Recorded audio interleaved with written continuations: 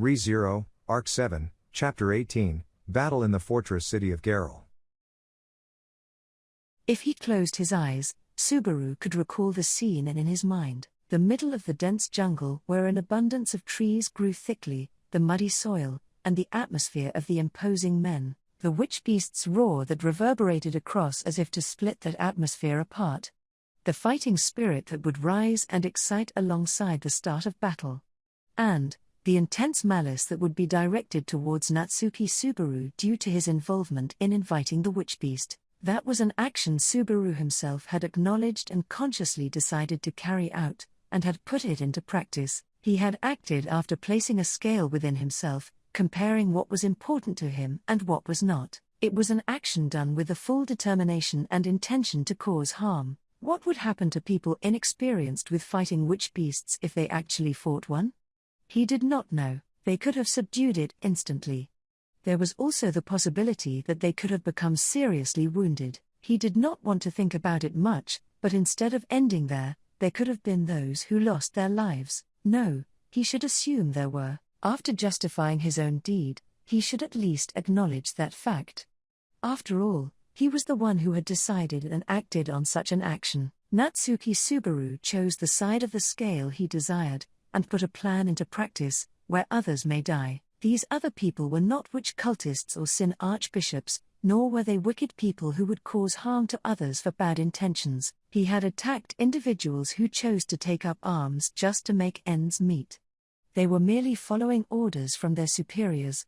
These were people who, under the right circumstances, he could have formed positive relations with. Therefore, this occurrence was justified, inevitable and natural. The consequences of Natsuki Subaru's actions must be paid for by Natsuki Subaru. Flop, mister, it's no good to have a scowl on your face. Subaru, flop, good fortune won't come to anyone who doesn't have the time to SMIM, mister. The instant after the bladed edge of the axe sunk into his skull, Subaru's field of vision became clear with a ring of a hard sound. What jumped out in his unclouded vision was the figure of Flop, prodding his brow with his finger. The pretty boy with his long bangs and slender face.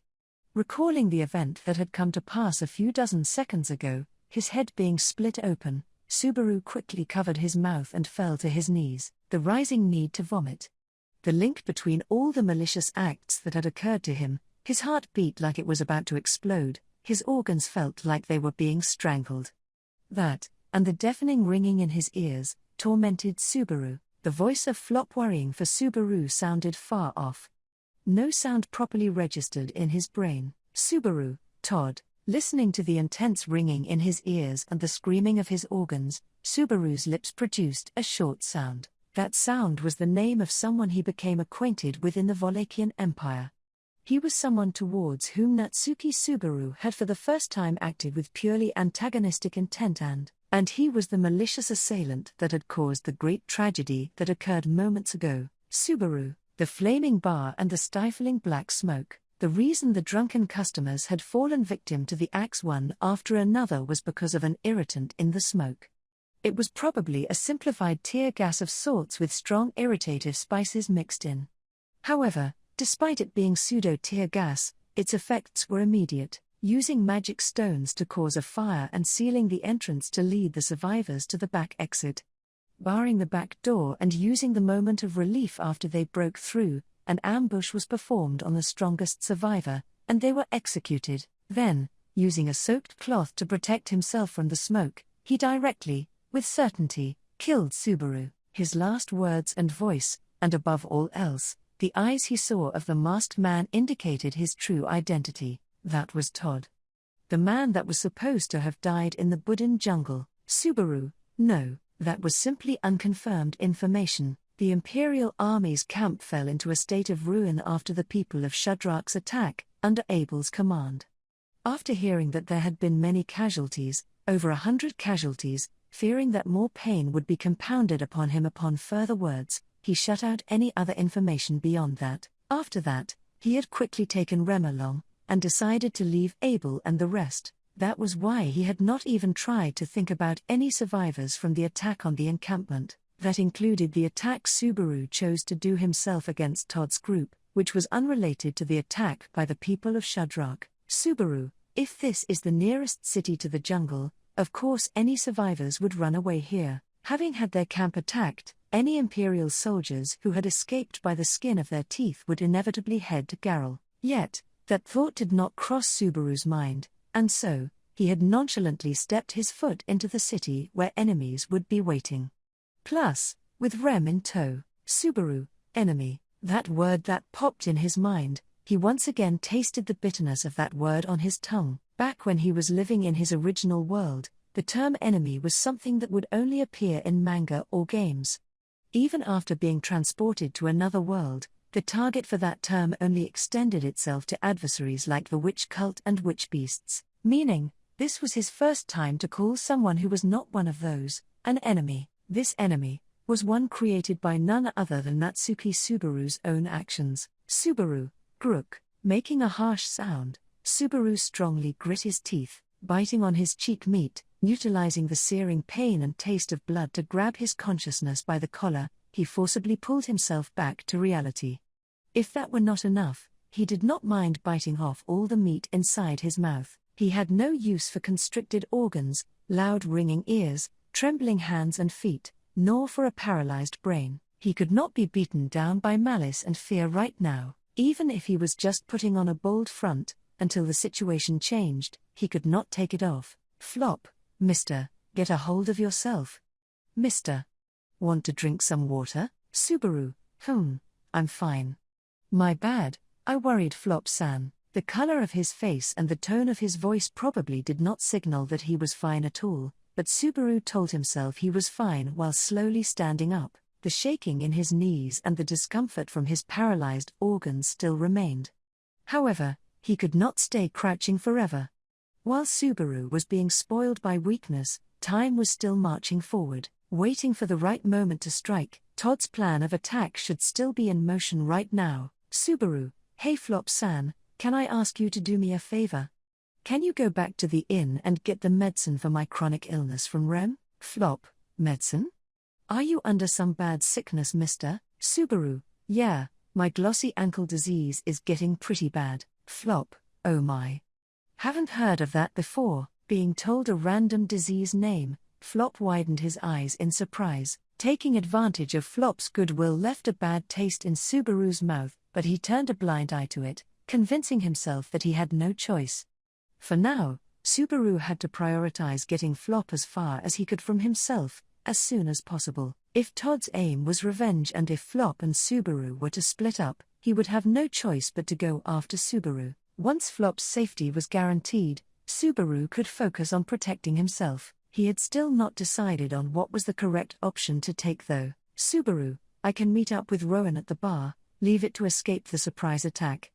Then, he had no other choice but to perform a rather haphazard plan. Given that he did not have the time to stop his legs and think things through slowly, he could only put into actuality the best action he could think of at this very moment, and hope to pick up a miracle as he went. Subaru, Rem should. When Flop returned to the inn to retrieve the medicine for the unheard-of disease, Rem should figure out that something abnormal had happened to Subaru. She should, he hoped. Once she figured that out, she would stop Flop from returning to this area, he believed. It was all a lot of wishful thinking, but that was the limit of Subaru's thought process at the moment. Subaru, Flop-san, please. Flop, oh okay. Wait here. Keep your chin up, mister. Hit with Subaru's genuine seriousness, Flop treaded the path back to the inn. Sending Flop off, Subaru decided instead to hurry to the inn. Getting the drunk Rowan sober as fast as he could, he would smack him with money and hire him once more. Rowan had fallen prey to the ambush, but in a straight fight, he would have enough strength to win. Subaru hoped for that too. He was depending on luck a lot, but he put his hopes on Rowan. Pleading for him to be the strongest in Wallachia, about to start running with a praying heart, Subaru abruptly heard a hoarse voice from behind him. Seeing as this was an unpopular alleyway, the voice he heard could only belong to one person. The problem was, what emotions did the owner of that voice experience to produce such sounds, and what that consequently meant? He quickly realized that those sounds would by no means be leading to a good conclusion. Flop, you are. What followed the hoarse voice was the scream of Flop, who had gone the other way. Turning his head around immediately, Subaru found Flop flipped upside down at the street ahead. Fallen face up, Flop was clutching his right leg. A small knife had pierced through his thigh. The knife, which was buried deeply to the heel, took away the ability to run from Flop. Subaru, Flop-san. Hurriedly turning back from his running position, Subaru bit his lips as his feet skid on the ground.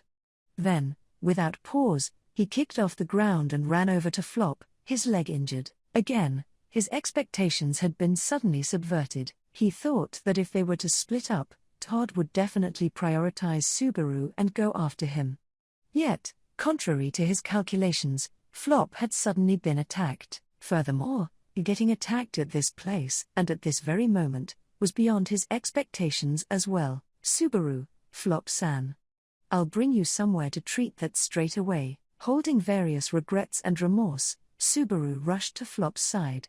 Flop was writhing in agony from the pain in his leg, but Subaru did not have the time to treat him right now. He had to lend his shoulder and take him to someplace with people. No, he could not let the situation develop like it had before. At the time he had perished after being run over at the main road. Even if he had to be forceful, he had to drag him to the bar. That was the best option. The fact that the knife had struck his leg was a silver lining. Because, as long as a major artery was not pierced, there would be no real danger to his life. Subaru, his thought process leading him here, a question abruptly appeared in Subaru's mind. It was good news that Flop's life was not in danger. Yet, how was that so? Seeing the method in which the massacre at the bar was conducted, the enemy's skill in killing was first-rate. In spite of that, the attack against Flop ended at his legs. Why was that? This was knowledge from manga, but this information was about a technique used by snipers in battle. Snipers, who would hide themselves to perform one-sided attacks against faraway opponents, when faced with a group of enemies, would purposely not kill their opponent and instead stay their hand after majorly injuring them. Then, they would lure out the ones who would try to rescue their injured comrades and strive to extend their hands of death towards them. It was a nightmarish method that took advantage of those who had a sense of fellowship, of those who could leave no man behind. Why did he remember something like this at this moment?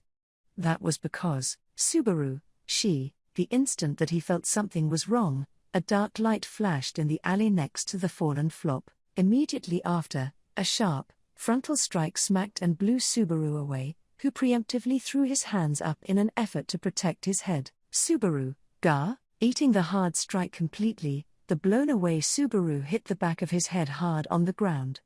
His vision went white and the ringing in his ears became loud again. While that was happening, he was pushed further back with momentum, rolling over once. Subaru tried to discern the true form of the strike, and the distance from which it was launched. Unable to completely block the strike, he stretched his hand to his forehead, where he felt a warm sensation. It was likely that his forehead was cut from the hard strike and, Subaru, his right hand, which he attempted to use to touch his forehead, had been blown off at the forearm onwards, between wrist and elbow. Subaru, his right arm, which showed its jagged crosscut with white bone and pink muscle fibers, pumped blood out energetically and sync with his heartbeat. Panicked, he tried to stop the flowing blood by putting pressure on the wound, but the palm of his left hand was also cut down the middle, his crushed fingers each all facing a different direction. It was proof that he had unfashionably suffered an attack from the opponent. First of all, if he were to say that, running to Flop's side without any precaution had been a mistake. Mistake. Question mark. Ahem. Holding the overflowing blood, Subaru fell into panic, triggered by pain and a sense of loss. A man holding an axe in one hand cleared his throat in front of that Subaru. He was a figure that appeared from the alley. A young adult who tied up his orange hair with a bandana. It was Todd. He was not hiding his face this time. The malicious eyes Subaru had personally seen at the bar. Subaru had not mistaken the true identity behind them for someone else or another. As expected, Todd had set an attack with the full intention to kill Subaru. Subaru, Yugi. The molars he was biting down on cracked and Subaru glared at Todd with bloodshot eyes. He did not know himself if the meaning behind that glare was anger, hate, or more shamefully, just a plea for his life. Nevertheless, Todd's response was cold. He, showing a face that did not present much emotion, traced the bladed edge of the axe which destroyed Subaru's arms. "Todd, I need to make sure to properly sharpen this or it's no good, my bad," he said that lightly while reflecting on his actions. "Subaru, car, Todd, all right." Opening his eyes wide, Subaru attempted to form words with his trembling tongue. However, Todd was indifferent to Subaru's words, and nonchalantly swung his axe upwards. It was as if he had no interest in Subaru's words or identity. "You are, Todd, whoa." However, before Todd could swing the axe he raised up, someone jumped on his body. It was not Subaru, groaning in pain due to his destroyed arms. With this situation of Subaru having been rendered useless in a single strike, in order to protect him, a person jumped Todd. Flop, taking a knife to his right leg, the good-willed merchant who should have been fighting against intense pain was grabbing onto Todd's back as if he were going to sink his teeth into him. He looked at Subaru over Todd's shoulder. "Flop, mister. Run away. Run away right now." Putting urgency on his slender face, Flop's strong-willed expression jerked up as he was struck on the chin. The grappled Todd used his elbow to forcefully hit Flop. The young adult, being far divorced from violence, was easily peeled off. Then, facing the fallen Flop, Todd raised his axe. "Subaru, shto." Todd, 1, 2 and 3. Subaru was not given the chance to stop him. Todd lightly exclaimed and next, an intense, sharp sound of water splashing reverberated. Hit by Todd's elbow, Flop, facing upwards, received the blade of an axe to the face. The young man, having his entire face and head split in two, swiftly became a corpse. Blood flowing, brain matter spilling, his arms and legs twitching. Witnessing the alleyway steadily becoming soaked with blood, Subaru's mouth fell open in disbelief, pain, confusion and rejuvenated fear. Subaru's normal thought process was stolen by nothing but those emotions. Just, what was the man in front of him? "Subaru, I get." Todd, Subaru, I get that you resent me. I get it." Avoiding the blood from the dead Flop, Todd turned to face Subaru as he spoke to him. Subaru's tears and mucus actively gushed out in thick drops. Blood flowed from his broken molars and additionally, he was covered in the blood spurting from his right arm. Subaru was in quite a horrible state. He had not wet himself this time, but that was no comfort of any sort. He had yet again let Flop die. He had devised a method in which he thought he could save him, but because of Subaru's inadequacy, Flop had died. He had let him die with a face unpresentable to his sister, medium, Subaru, but everyone else. Everyone else. Don't bring them into it. There was a reason to resent him. It was hard to admit that it was justified, but it was a natural from what had transpired between Subaru and Todd. That was why it was inevitable that he would come after Subaru. But, to involve other people for that was against the rules. It was a cowardly act. It was far from just and fair. That was evil. Was that not evil? Subaru was at long last even starting to lose the mental faculties to verbally assault his opponent. Listening to his statement, Todd hummed in a small voice. "Todd, what do you mean by resent?" He spoke, standing in the bloody alleyway, as he craned his head in question, wiping the blood that had reached his cheeks. Taking in that naive-sounding attitude and answer, Subaru held his breath for a moment, but quickly a violent emotion he could not control burst out. With spit flying, he said, "Don't you dare play dumb. Subaru, ambushing us, setting traps. Relentlessly pursuing me." Relentlessly, he had relentlessly been pursued and cornered. No matter what actions Subaru would take, he would anticipate and stay one step ahead to kill him with certainty. Meticulously preparing and laying out traps, going through that much effort to target Subaru. There was no point in feigning ignorance now. That was just being unreasonably stubborn. It was a desecration of Flop's death. Embarrassing Subaru, was this his way to vent his anger? "Subaru, are you?" "Todd, I don't know what you're misunderstanding, but killing you isn't because of resentment or anything, obviously. I found a dangerous-looking guy in town. Of course I'd kill, no questions asked." "Subaru, Todd, You kill a poisonous snake not because you resent it, but because you fear it. For that, you'd use anything at your disposal to kill it. Saying that it was nothing more and nothing less than that, Todd neatly picked off the bits of hair and skin that was stuck to his axe. Were those the fragments of Flop's destroyed head? Subaru could only stay still in shock. There was no lie in Todd's composed response and attitude. He even responded with a smile. Since the beginning till now, Todd's attacks against Subaru proved that he was serious about his words. Todd regarded Subaru as dangerous and could not help but kill him. That was why he would not listen to him, not let him do anything, and nor would he try to interrogate Subaru for any information. Also, he did not hate him for the deed done in the jungle. The only impression that Todd had gotten out of that was that Subaru was a dangerous being. As a consequence, Todd would unemotionally and dispassionately try to kill Subaru. Todd, you are the same as me. I will not give you time. Saying that, Todd put his foot on Subaru's chest and kicked him. Unable to resist, Subaru fell down backwards, facing upwards. Todd straddled the fallen Subaru and raised his axe. Subaru widened his eyes. He looked for the correct words. Returning by death, he would find the through line behind various events. That was how Subaru seized victory. However, this strategy that worked even on Sin archbishops had moments where it did not work. That was when, Subaru, why, Todd, I won't wait. That was when the opponent was a cold-hearted cutthroat. Flop, mister, it's no good to have a scowl on your face. Subaru, HK, Flop, good fortune won't come to anyone who doesn't have the time to. What's the matter? Your face has suddenly gone pale? Upon seeing an axe coming down right on their head, surely most people's faces would be drained of blood. Without thinking, Subaru put his hands to his own face, cold from the lack of blood. Relief and fear churned within him, as the hands that felt that coldness confirmed the truth that he was alive and well. Subaru, damn it, again, what should he do?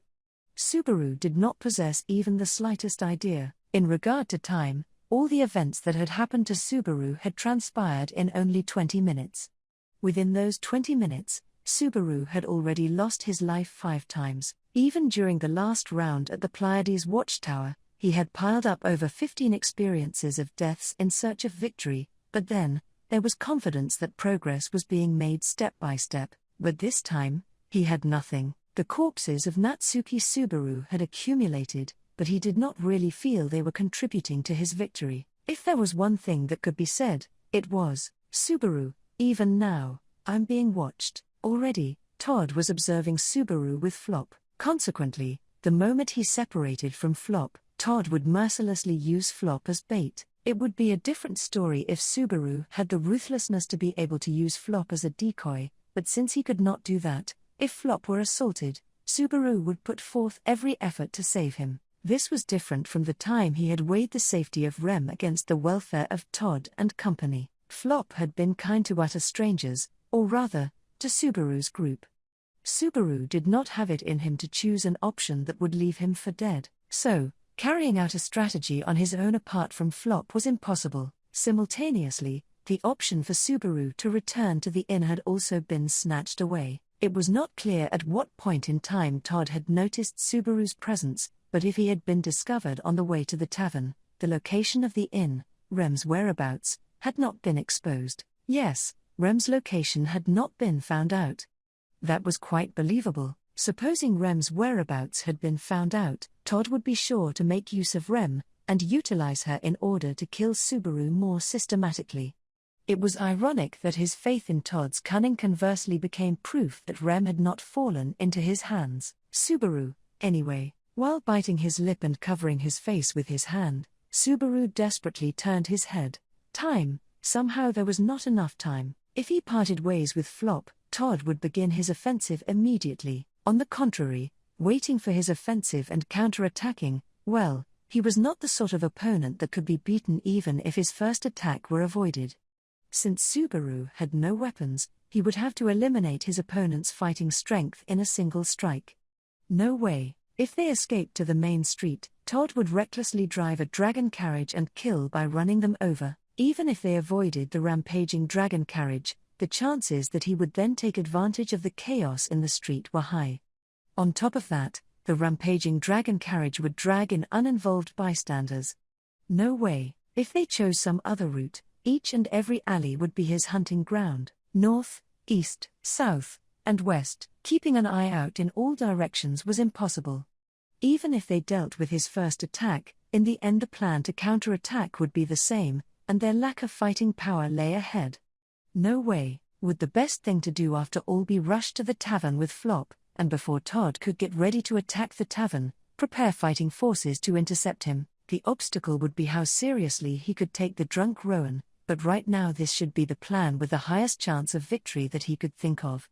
No other move came to mind. Subaru, fuck, what a troublesome opponent to have made an enemy of. In the case of Sin archbishops, they had the nice point of their reliance on their authority turning their strengths into weakness. Since by working out the mechanism of their authority, conversely the weak points of those guys would become evident. However, Todd did not have that. He would use anything he can. He had stated so himself. He did not rely on anything, and he did not take damage to the surroundings into consideration either. After killing Subaru, how on earth he planned to explain that to the people around him, even that was a complete unknown.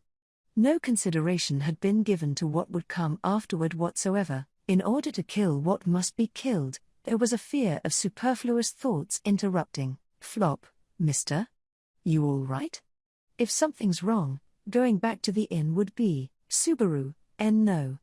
Hell no. That's a bad idea, he responded with great force, and Flop stared in wonder at that voice of Subaru's. Having done that, Subaru seriously cursed his own mental fragility. If he displayed such odd behavior, Todd would end up becoming suspicious. If that happened, the valuable advantage of return by death would disappear. Beyond what he had already grasped, the only way Subaru could take advantage of Todd was his preconception that his presence was not known to Subaru. Ambush and trap, escape and counterattack, whichever means he utilized, Todd could not be made aware of what Subaru was aware of. Well, actually, Subaru, wait. Suddenly, as Subaru was desperately thinking of countermeasures against Todd, a thought crossed his mind. Todd did not stick to any one way of doing things, or even take damage to the surrounding into consideration. Still, he paid no mind to damage to the surroundings. That was not damage to himself. Rather, this surprise attack was because he wished to drastically diminish the damage to himself. Todd had stated it himself, with his own mouth. You kill a poisonous snake not because you resent it, but because you fear it, he had said. So he had said, then, Subaru, Todd. I know you're here. Flop, wah. Abiding by a thought that flashed through his mind, Subaru shouted at the top of his lungs. Startled, Flop jumped at the sudden occurrence. However, it was more than likely that Flop had not been the only one. Todd, who had been tailing and keeping a close eye on Subaru and Flop, should have been startled as well. Counting on Todd's moment of bewilderment, Subaru sharpened his glare, contorted his expression menacingly. While holding up the nastiest, most evil-looking demeanor possible, he swept his gaze around. Subaru, what a persistent bastard. Here I thought you had perished for good after all that went down, but it seems you managed to survive by some devil's luck. However, don't think I'll let you get away this time.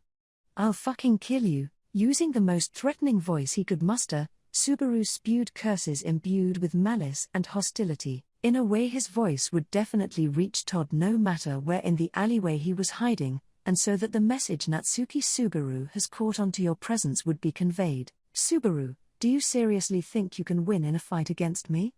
That's beyond hilarious. You make me laugh. Ha ha ha ha ha. Can't wait to see it again, the pathetic way you look running away, that is. Revealing his two trump cards of provocation and mockery, Subaru burst out in laughter at the middle of the alleyway. Thank God I don't have stage fright, thought Subaru, as this was the only time he was sincerely thankful for his shameless personality. If it were not for that, the tremble in his voice, the fear on his face, and the terror in his eyes would have been exposed. It was thanks to Natsuki Subaru's lousy personality that he was able to conceal those emotions. Flop, Mr. Subaru, shush. Flop-san, be quiet. Shutting up Flop, who had been completely dumbfounded by Subaru's sudden change, Subaru pulled him by the arm and began walking brazenly. Returning via the way they came was not possible. For starters, it had been confirmed Todd's hiding laid somewhere over there, probably. Hence, he stopped in the middle of his tracks, and while turning his head toward the depth of the alleyway, Subaru, oh yeah, you're welcome to come at me any time.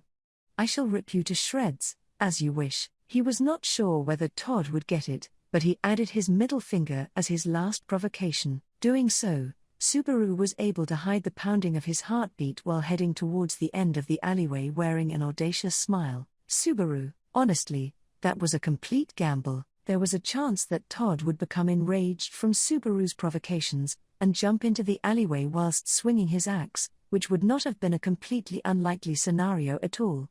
However, Subaru trusted that it would not come to pass. Todd would not go into a fit of rage.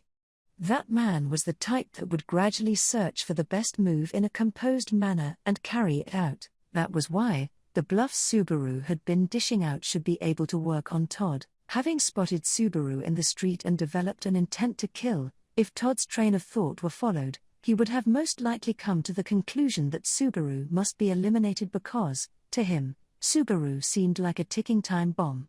Choosing a surprise attack as the method to rope in and grasp victory in his hands was just a means to the end. As long as it worked, then all would be well. If that was no longer suitable for execution, he would just move on to the next best option. Todd had not been particular with his methods. That was the difference between him and the Sin Archbishops. Subaru would use that adaptability of Todd to his advantage. Subaru, next up is. He carried out the strategy that had popped in his head in the heat of the moment, but the next steps had yet to be decided. If Todd's caution towards Subaru grew stronger, that would mean spare time until the next wave of attack existed. While the chance was in his hands, Subaru must make a decision between fight or flight. Choose fight, then it would be necessary to get Rowan from the bar involved. As long as no better alternative showed up, borrowing his strength would be the best bet. Choose flight. Subaru would have to go to the inn and grab Rem, then escape from the city. He felt bad, but he would have to ask Flop and Medium to come along as their safety were most likely in jeopardy. Then, in the case that they decide to escape from the city, the place Subaru can go to was Subaru, so that was why, Flop, Mr. Though he stayed on guard of the alleyway behind, but, in that instant, Subaru's eyes had become bloodshot. The fear toward Todd, remorse toward Flop, concern toward Rem, affection toward Emilia, longing toward Beatrice, all of those had, more or less, been forgotten in that instant. Forgotten, having grasped the feeling that had surfaced, Subaru firmly closed his eyes. Then, Subaru, we need to get out of Gaural as fast as possible, before my bluffs are seen through. After deciding the next course of action, Subaru wasted no time. Even after he got out of the alleyway with his plan in motion, Todd did not make any moves. It must have been because he had become extra cautious due to Subaru's provocations, which proved to be effective. However, the effects of those bluffs could only last so long. Subaru, he'll definitely catch on soon. We have to get out of here as fast as we can. Their only option was to run away. Making up his mind, Subaru gave Flop a brief explanation and took him along, towards the place they had just left. Returning to the inn which they departed from before he had met his demise 5 times, they dashed up the stairs. Then, after pounding on the door to the room occupied by Rem and the others, they rushed inside hurriedly. Subaru, Rem. Are you okay? Whoa, Medium, you were. What, so it was you guys? Had almost killed you there. The door left wide open, Subaru's neck was against the icy blade of a halted machete. Its welder Medium gave a sowie apologetically as she sheathed her weapon. Behind Medium, further inside the room, was Rem, who watched that whole exchange as she widened her eyes. Rem, what is this about all of a sudden? I thought you had left yet you came back so soon. Subaru, Rem, HK. Surprised by his sudden return, Rem began berating Subaru as the color of his face changed. But instead of stopping to hear everything she had to say, he rushed to her side and threw his arms around her. Her breath caught in her throat, and her shoulders shrunk in, with her slender body being embraced so suddenly, and then, Rem, please let go of me, Subaru, yeah, that was my bad. Got a little bit too carried away there, Rem, I understand that. From the looks of it, something serious must have happened. She calmly pulled him off herself once he had made sure she was truly safe. Subaru steeled himself for the rebuking that never came. Rem instead sighed for a good moment, let slide his behavior and then continued. Rem, well then. What happened, Subaru? I got spotted by a really bad guy. I managed to give him the slip, but that won't really help us for long. We can't stay here anymore. I know we just got here, so I'm really sorry, but, Rem, so we need to leave the city, right? I understand. Louis-chan, could you please get our luggage? She had caught onto the fact that there was no time for an in-depth explanation. So she quietly accepted the current state of affairs. Of all things that could have happened, Louis really did as Rem told and heaved the luggage onto her back. Wait, something's off here, Subaru, why? Why haven't you unpacked? Even though we settled down at the inn, Rem, Subaru, wait, Rem, by some chance, did you? She remained silent under his inquisitive gaze. However, her silence was as good as affirming his exact suspicions out loud. Subaru, so that's why.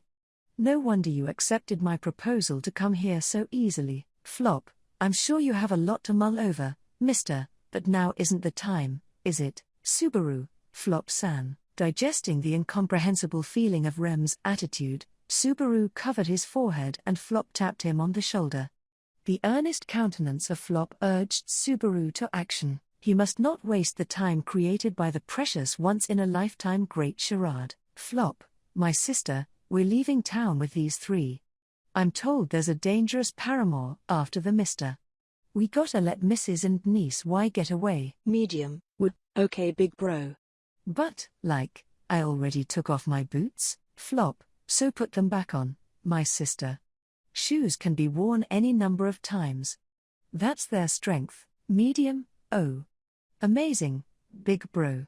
You're a shoe genius. After hearing Flop's determined persuasion, Medium assented and rushed to put on her boots. Since it was an exchange between siblings, the outsiders did not interfere, but Subaru found that back and forth to be highly dubious, as he lifted Rem's body and held her. Rem, wait. At least put me on your back, Subaru, it's an emergency evacuation. And the wooden rack is in their ox cart. Flop-san. Where's the cart? Flop, at the inn's stable. And let me tell you, it's no exaggeration to say Boatcliff is our third sibling. A cute little brother that we can't leave behind, medium, big bro.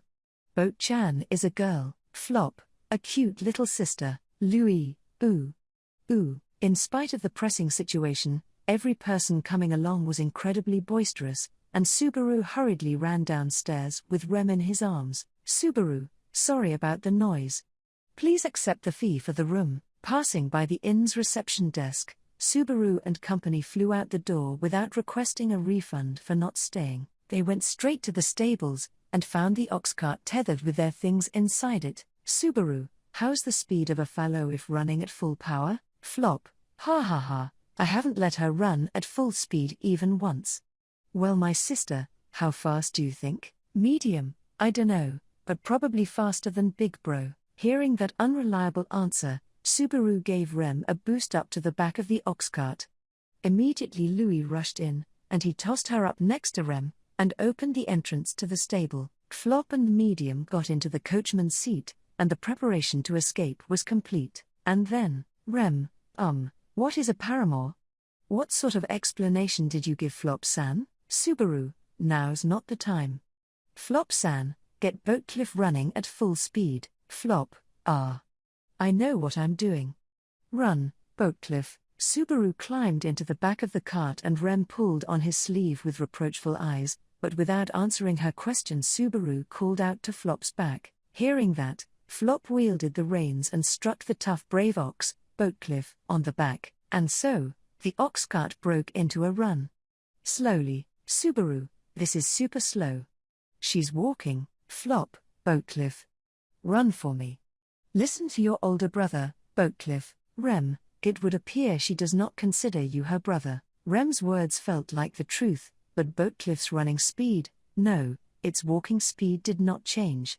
At this rate, it would honestly be much better if Subaru carried Rem on his back and everyone ran for it. And, just as Subaru's sense of urgency was growing in intensity, medium, Boat-chan. Run. Or else, I'm gonna make you dinner, Boatcliff, moo. She pulled out her barbarian swords and hoisted them overhead, and Medium shouted while rubbing them together to make sound. Her smile encompassed her whole face, and perhaps sensing the truth in her words from Medium's behavior, the next second, Boatcliff let out a loud, deep sound and began ferociously running down the street. Subaru, you are. The intense acceleration and shaking caused swaying, and from the back of the cart Subaru let out a scream. Flying out of the stable, Boatcliff rushed onto the main street, and the feeling of drifting from the sudden change of direction caused Subaru to nearly be thrown from the back of the cart, but Rem had promptly grabbed his hand. Subaru, that was close. You saved me, Rem. Your hand is so smooth, Rem. Subaru, don't let go so quickly. Naturally a superfluous thought leaked out, and with his hand released Subaru's head hit the cart. But fortunately, he settled without getting thrown off, and everyone remained on board the running fallow cart. Continuing on, the fallow cart speedily raced down the road as it headed for the city gate.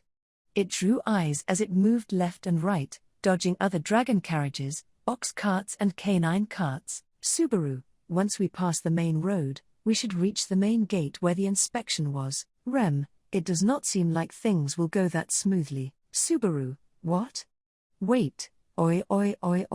Subaru widened his eyes on gazing at what Rem was pointing towards, up ahead of the speeding fallow cart. In their path stood men clad in armor, engraved with the national seal of the Sword Wolf. They were deployed in a way to block the main road. Imperial soldiers were attempting to obstruct their path. Subaru, it's Todd, isn't it? He changed plans and called for his friends. There was no sign of Todd among the Imperial soldiers that awaited them, but the reason they were obstructing Subaru's group right now was no doubt because of Todd's influence. Receiving Subaru's taunt at the alleyway, Todd figured he would be at a disadvantage by himself, and so he gathered his comrades. It was definitely a very logical and necessary decision on his part. Subaru hated how correct and appropriate his desi. ? You shits. Don't think y'all can get away. In place of the absent Todd, at the head of the deployed troops, stood a familiar face, a man whose right eye was covered by an eye patch. His features looking as if someone had painted roughness and wildness directly onto it. It was Jamal. He accompanied Todd and, without a doubt, the man on whom Subaru set a trap on in the jungle. Seeing that Todd was alive, it was no surprise that he was alive as well. But, Jamal, you've got some balls sending a witch beast at us. You're fucking dead. Subaru, he simply hates me. It's kind of a relief that way. Watching Jamal shout in anger with bloodshot eyes, Subaru felt peace of mind, knowing that his attitude was more human. However, having said that did not mean that Jamal's existence as a threat was gone. Including Jamal, the lineup of Imperial soldiers were a plain threat. Just how were they going to break through? Medium, big bro, hold them reins tight. I'm counting on ya, Flop, no worries, give it to them sis. In the limited time Subaru had to make a decision, before he could choose his next action. The duo at the driver's seat, the O'Connell siblings Flop and Medium, gave their answer first. Subaru did not have the chance to stop her. Medium positioned her legs at the tip of the driver's seat and leaned forward, falling. Medium, hop, kicking the seat using her feet, her body shot forward with the speed of an arrow. Machetes drawn, she flew in a straight line and plunged into the enemy's formation head-on. Medium, clawing the earth with her heel, Medium forcibly stopped herself using the enemy line. She then swung her arms, her machete swept forward as it ravaged the air, generating an intense shockwave. The armored Imperial soldiers were blown back far and wide, spewing blood. Subaru, she's strong. Rem, is that how you compliment a girl? Subaru, what else am I meant to say? It is a compliment. Medium sans strong as hell. Despite Rem's cold-hearted comment on his honest opinion, Subaru exclaimed loudly at Medium's unexpected fighting prowess. Hearing Subaru's voice, Flop, sitting at the driver's seat, proudly scratched his nose. Flop, how's that? That's my sister's true strength. I'm utterly hopeless at fighting, so my sister and I cover for each other and, Subaru, crush your weaknesses, right? I understand now, Flop, you get it. As if Subaru's answer was to his liking, Flop's eyes shone brightly and he flashed his white teeth. This was second-hand information from Flop himself, but Subaru could confirm it to be true with his own eyes now. Medium rampaged on, overpowering the Imperial soldiers that were blocking their way one after another, forcefully clearing a path for the fallow cart to get through. Subaru, at this rate, ? Don't get so cocky, you shitty bitch. Medium, Yukian? Seeing the light at the end of the tunnel, Subaru pumped his fists. It was at that moment, a flash of a drawn sword assaulted Medium. She blocked the attack with her machetes but was sent flying as if she were paper. Medium was shocked by the attack. The man who sent her flying also wielded blades in both hands. It was Jamal. Jamal, we've already had our numbers reduced. I ain't gonna lose any more just from this scuffle. You'll hurry up and prostrate yourselves under my foot. Medium, Kya. Wah. Big bro, this guy's strong. Subaru, for real. Angrily showering them with words of abuse, Jamal swung his dual blades and attacked Medium. She blocked the strikes, but Subaru could tell, even from an outsider perspective, that she was inferior in fighting strength. It was his first time seeing Jamal fight properly, but his skill was far higher than the impression Subaru had got of him before. It made Subaru think that perhaps, the Elgina he had set on Todd's group to beat them in the jungle had been beaten back by none other than Jamal himself. Subaru, this is bad, there's not enough distance. Thanks to Medium's hard fighting, the number of Imperial soldiers blocking their path had decreased. It seemed possible to break through by relying on the fallow cart's momentum and charging in, but that was only if Jamal, who was standing imposingly in the middle of the street, was not there. As long as Jamal was there, they could not hope to get away. Flop, sis. At that moment, Flop called out. The cornered Medium glanced in the direction of her brother's loud voice. Perhaps, he was about to yell out words of advice that would help turn around this impossible situation. Subaru hoped, but alas, Flop, you can do it. The advice Flop shouted out was unmistakably just telling her to believe in herself more. Hearing those words, Subaru's mind went blank. Even Jamal was dumbfounded. However, for Medium O'Connell, for a person with who was bonded through blood, the reaction was different. Medium, I can do it. Receiving her brother's encouragement, Medium roared. Her machetes screeching loudly alongside. From her stance focusing solely on defense, she switched to a ferocious offense. A flurry of blades assaulted Jamal's entire body. Jamal, you think a desperate attack like that will work on an Imperial soldier? Medium, UGI. However, Jamal parried her ferocious blows with his dual swords, striking her with his own counterattacks. Medium grimaced from the pain, blood trickling out of the lacerations she had sustained on her arms and legs. Despite that, she continued to stay on the offensive by putting in the effort she could have used to defend herself instead, pressing ahead with preventing Jamal from moving away. Thinking of the possibility that Medium would stay there to pin Jamal to his spot, Subaru attempted to let out a desperate shout, "No, don't," and then, "Rem, take this." Subaru, whoa? Rem, what are you? Rope? Right as he was about to shout, Rem had shoved the rope on the platform into his chest. It appeared to be quite long, also thick and sturdy, something worthy of being used to secure cargo to the cart. However, in front of the puzzled Subaru, who was unsure of what to do with the rope, Rem, person with the eye patch, Rem called out as she stood up, carrying a crate that had been stacked on the platform, and then flung it towards Jamal with a gallant throw. Jamal whirled around, responding to the call with an, "Ah?" Once he saw the crate heading his way before his very eyes, he easily sliced the wooden box in half with an annoyed swing of his arm, and then, his whole body was showered with the spices that had been packed inside the crate. Jamal, whoa. Wah. This is, Jamal waved his arm around from the discomfort, his vision obstructed by the scattering powder. At that moment, Medium tried to take advantage of the opening that had been created, aiming for his back with her machete, but, Medium-san. The fallow cart had arrived at Medium and Jamal's battlefield, quick as she could do so. And then, Subaru held the rope Rem had given him high above his head, throwing it towards Medium. Looking at it, Medium prioritized grabbing the rope over attacking Jamal. Medium, I got it. Subaru, I gotcha. The moment he heard Medium's voice, Subaru endured the added weight to the rope with his entire being. He thrust his feet into the loading platform, supported Medium's weight, and helped her return. Seeking to jump back onto the fallow cart, Medium took a step forward, about to make a jump with the aid of the rope. Subaru and Rem would retrieve her, and then they would break through the front gates, heading out. Jamal, I said, don't think you can just escape. The next moment, a furious Jamal cut through the cloud of spices, bursting forth from it. Like that, he set his sights on Medium's back as she positioned herself to jump away, ruthlessly attempting to bring down his dual swords on her. In a nick of time, Medium would be felled into a sea of blood from Jamal's strike. Jamal, Rem, this is payback for what happened by the river. Jamal's face was smacked by the wooden rack that Rem had tossed from the platform. The rack that had been handed out to the O'Connell siblings fell apart upon colliding with Jamal's face, having completely finished its role. Jamal was flipped over, and Medium returned to the fallow cart. She threw out her machetes onto the platform, and then proceeded to lie down with her arms outstretched. Medium, oh no, oh no. That was close.